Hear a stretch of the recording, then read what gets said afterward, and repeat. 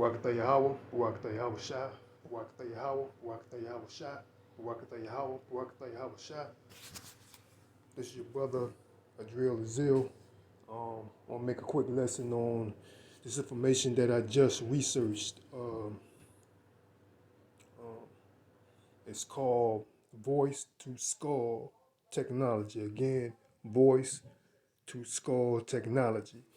And if you like to pull up this information, I suggest that you use Microsoft Bing because using Google, it is not as informative as, based on my opinion, as Microsoft Bing. I pulled this up and I'm about to go into it. Voice to skull technology. The technology called voice to skull is a projected sound slash voice transmission into one's mind through the auditory nerves and bones instead of via the hearing organ of the ears.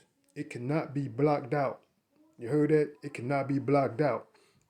At least no such defense is known in the civilian world. I'm about to click on the link below at www.ryanpaulforums.com. I'm going to leave off, or I'm going to start where I left off. The injection of other people's words, thoughts, views, hostilities, demands, insult, etc. into another's inner mind is a huge violation of a free person's rights. This technology exists. Again, this technology exists just as it is described. Such capabilities that can be inflicted upon another is one step towards enslaving that person in various interpretations of slavery. It is a psychological operation that I doubt any person could fully overcome if subjected to relentless projected voice over time. While this is often treated as amusing by some, the reality is that this is a highly abusive technology that violates any individual in ways not previously debated in an ethical society prior to its development and application. I know this technology exists because I have interviewed several leading IEEEs with dual PhDs and lifetimes of the highest level of achievements in their field. These are people with hundreds of patents with their names on them. One dual PhD who once headed MIT's engineering laboratory describes what the experience was to have this demonstrated on him. He got a kick out of it and found it fascinating. However, it was an experiment.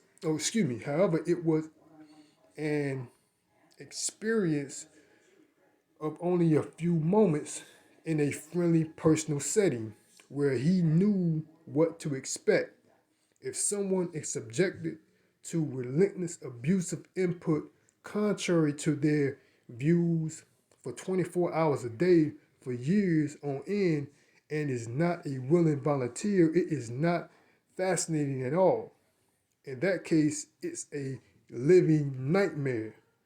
There is reason to believe that this technology has been used on non-volunteers. Further, this is reason to believe that this technology has long migrated beyond the realm of the classified military and into the black market. The cat is out of the bag as far as having the technology and its operation kept as a military secret. Keep in mind, this is a military technology. The reality is that technology itself has advanced greatly without debate from the people of this country. Legislation has not been able to keep up with technological advancements because they have moved forward in an accelerated manner. However, we as a nation are on the threshold of having technologies which have the potential for violating civil and human rights placed under the spotlight and examined publicly. When this much needed process begins, voice to skull technology will be in the first round of investigations. So I'm gonna stop there. I'm gonna point out some key points from this article. This voice to skull technology is already mentioned that it's being used on non-volunteers. They had a PhD with several degrees and patents, etc. And he had he was volunteered to do this, and he knew what to expect. And the reason for me bringing out this article because me myself experience from this type of voice, this voice to skull technology. I experienced this myself, and I witnessed other people experience this too, that they may or may not acknowledge. But I know myself experienced this. Not to say, I don't really know the full reason of why they chose me. You know, I'm just putting this out that I do or I did had in my previous life, military experience. I was in the military at one point in my life for, a small amount of time. But anyway, I know for a fact that this technology was and is being used on me, to this day. I know for a fact that I am perfectly sane. And another reason is that, you got people that this technology was possibly used on them, and, they could find it in somebody as a doctor or somebody of that nature, or, a psychiatrist to say, yeah, yeah, I hear voices. Now you're, subjected to, probably screens, um, medications, and being labeled as what in other individuals' eyes as this person, it may be crazy. He may be senile. He don't have it all up there because it's known that and it's documented that he's a schizophrenic and he hear voices, not knowing that this technology could be the reason of this person hearing these voices. But anyway, let me continue.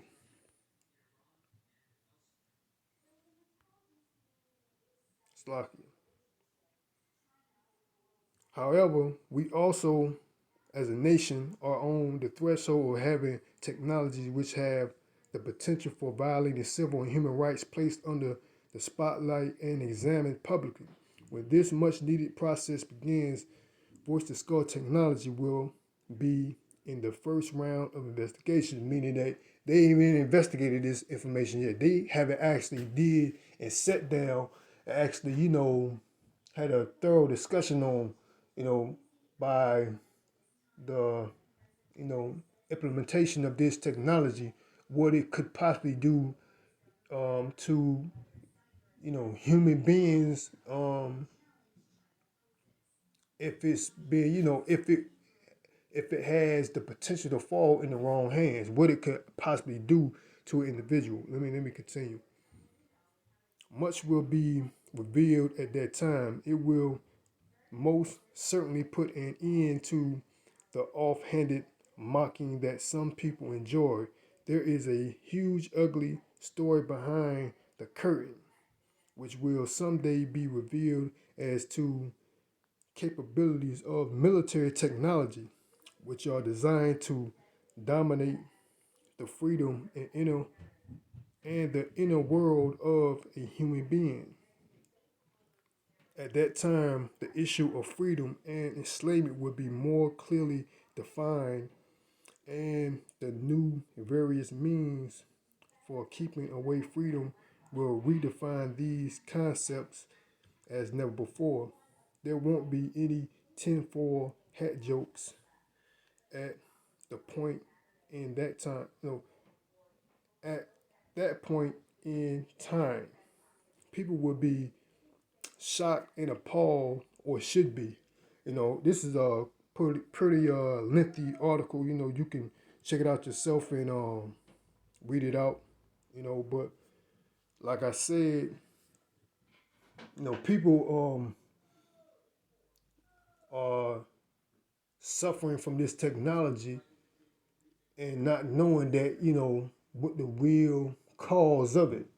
Some of them probably won't even admit it that they're suffering from. But I know for a fact I am currently to this day am, but I know I'm perfectly sane.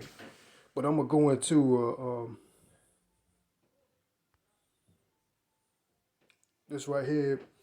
This is the King James version. This is Isaiah 31. Excuse me. Let me go back.